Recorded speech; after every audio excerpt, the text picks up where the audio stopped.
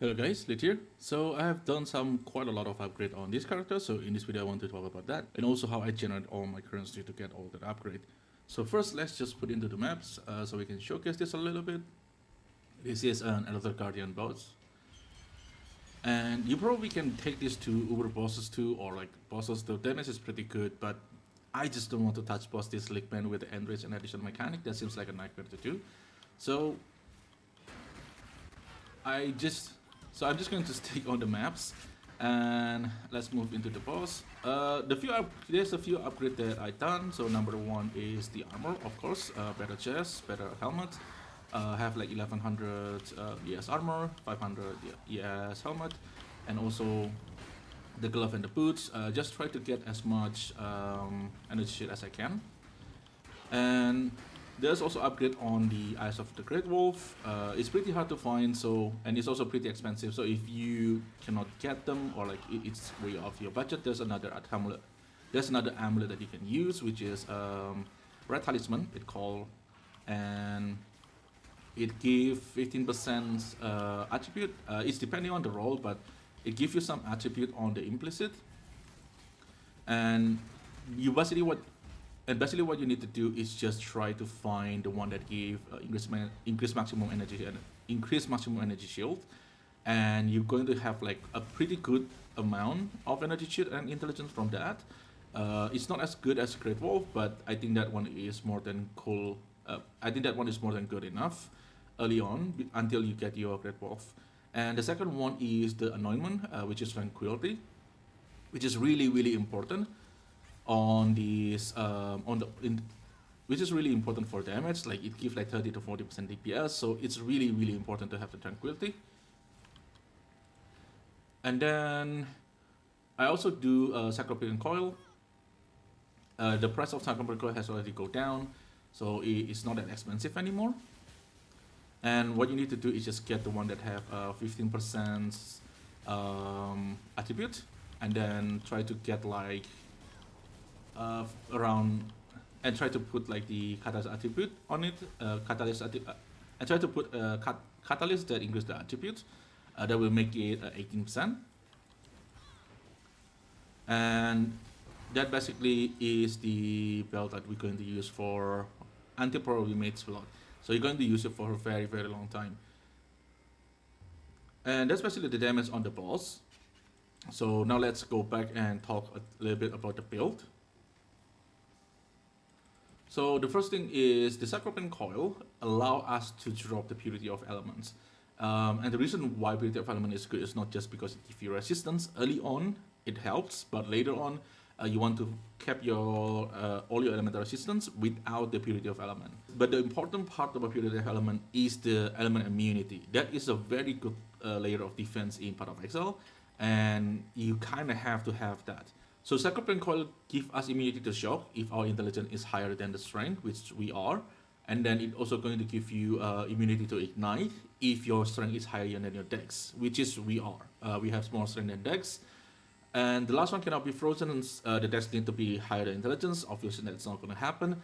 But we can get the frozen from the Pantheons, which is the Brine King. That will give you 100% chance to avoid being frozen. And then for the chill, you can get the craft on the boots, which is movement speed and 100% chance of avoid to being chill. Now you're immune to chill, freeze, ignite, and shock. And that usually is the bare minimum for element immunity. There's nothing like Scorch, Sap, and Brittle, but you rarely see them. The most common one of that three is probably Sap from the Eater of World and Scorch from the Syrian Exar. But most of the time you won't see them, so that's not that big of a deal. But for a shock, ignite, frozen, and chill, that's something that in my opinion you need to have. So Sacropelian Coil is really good items, and right now the price is already go down by quite a lot. And for the ring, I haven't crafted a proper ring, for example like helical or clockwork, but this one is doing so far so good. It have chaos, intelligence, and strength. It also give me some evasions and some energy shield. The evasion doesn't really matter. You can get any tier of evasion. I just want to fulfill this mastery over here, which later on we won't need to because we will remove this entire part and bring another cluster here. But for now, the ring like this is more than good enough. The other one is just the same thing, energy shield, chaos, intelligence, things like that. So that's basically the upgrade for this one. And for the 3, now we are using cluster. So the important part of the cluster is the Storm Drinker. The first one is it gives a lot of DPS, and the second one it gives you more energy shield leech, which is going to be really important for the recovery. And for the other one, this one is disorienting display, especially blind the enemy, so they're less likely to hit you. And the other one here is prismatic heart. You can put anything else here, it doesn't really matter which one, you can choose. But the Storm Drinker is the most important one. And you have to make sure that 2 node that you want is in the front. So you're not wasting 2 point here. Although this one is also not that bad, like Westblade Destruction, it gives you some AoE. And the other thing is this one, Light of Meaning and Unnatural Instinct. This is the upgrade that you're going to get once you upgrade all your armor. And you get your red talismans, and then you worry about these 2. This Unnatural Instinct, Light of Meaning, and Eyes of the Great Wolf is the expensive part of this entire build. So you want to keep them for later on. You don't have to buy them first. But these 2 give me a lot of energy shield. Light of Meaning make the passive in your radius grant 3% energy shield. So everything that I take, like this one give energy shield, this one give energy shield, this one give energy shield. So you have a lot of energy shield increase from this. And Unnatural Instinct going to basically grant you all the small node around the radius. And that basically means every single one of these is also give you 3% energy shield. And because this take a lot, this Unnatural Instinct end up giving us a 48% increased maximum energy shield. So these 2 are going to give you a lot of energy shield, but both of these is also pretty expensive. And that's basically about the upgrade on the passive tree. Everything is still the same. I think the next one is just getting the small cluster. That one is not hard to make, but it is expensive and boring. I will show them on the next video, but the process to make them is really boring. And the base, I think, is pretty expensive, and because you need to find a specific things there, you end up spending quite a lot on that cluster. And for the currency making part, this is how I make all my currency. So the big idol is basically the Blight chest can be open again. There's 10% here, there's 9% here, there's 9% here, there's also 9% here. So this gives me 37%, I think, for the Blight chest to be able to be open again. So this is nice, like almost like a double reward, something like that. And the other modifier that are good is variety of item content in your Blight chest is lucky. So lucky in pathofexile is basically that thing going to roll twice, and they're going to pick the rarest outcome. So lucky is really strong. And ideally you want to have like 1 or 2 of them, but I only have 1. And early on, like day 1, day 2, I don't really have this even. So I don't really think you need that. The most important one, I think, is chest can be openable again.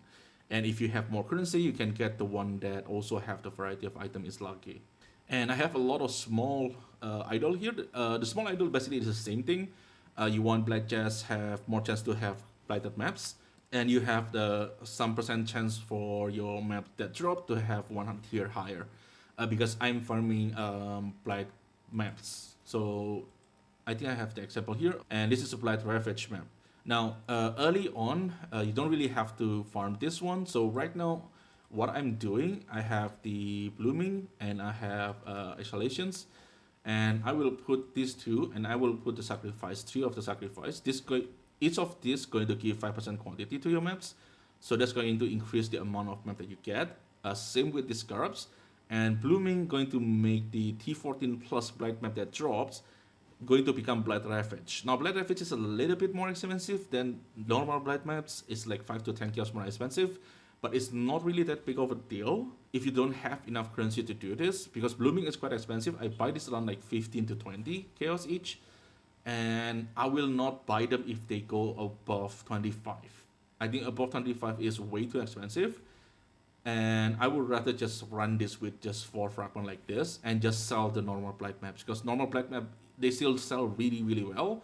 and you just make like a little bit less currency, I think. So let's just do the map run. So the map mod, there is 2 mods that are dangerous for Blight, especially if you still rely on the tower. If you're already strong enough, you probably don't really care. If you still need the tower, you need to avoid these 2 mods. The number 1 is monster speed cannot go below base value, and monster cannot be stunned, because that 2 mod going to make your stun tower and your freeze tower become useless basically. And right now I have anointment on my ring, so the chilling tower basically not just slow them but also freeze them. You can get them by anointment on the amulet, so you basically use silver and opalescence. It's pretty expensive anointment, but it is very, very useful. Early on, I'm not even using this. I basically just built a lot of like scout tower and stuff, and that's usually more than good enough, because early on you're not going to use blooming, and it's pretty easy without blooming. So now let's just run the maps. For the map defense, just use quantity. I don't really want to complicate things, so I just want something simple that I can do over and over again. So let's get into the maps. And what I do on the maps is actually pretty simple. Just turn on this one. I have also Delirium here. You don't really have to. Deli is just adding some monster, adding some quantity on the maps, but it also makes your map a bit harder, so it's kind of a give or take. So the first thing I go into the map is I'm looking for Breach or the Blight. I don't really care about everything else, because Breach is still pretty good on creating items or like just hunting for a unique or something like that. Some of my upgrade is also coming from there. Almost died there because I'm getting stuck there. And then let's kill all of this. And then, oh, there's bosses here.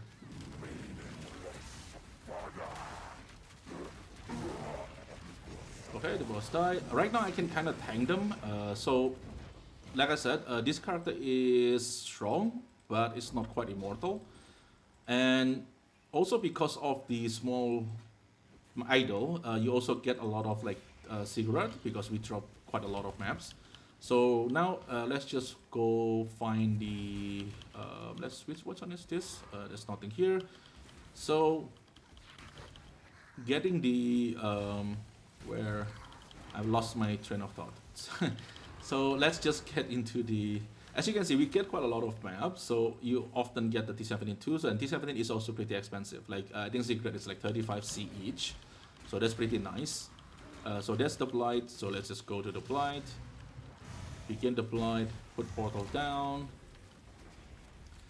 And this is kind of the unfortunate. I have 5 lane, so we're probably not going to get Red Raven's map here.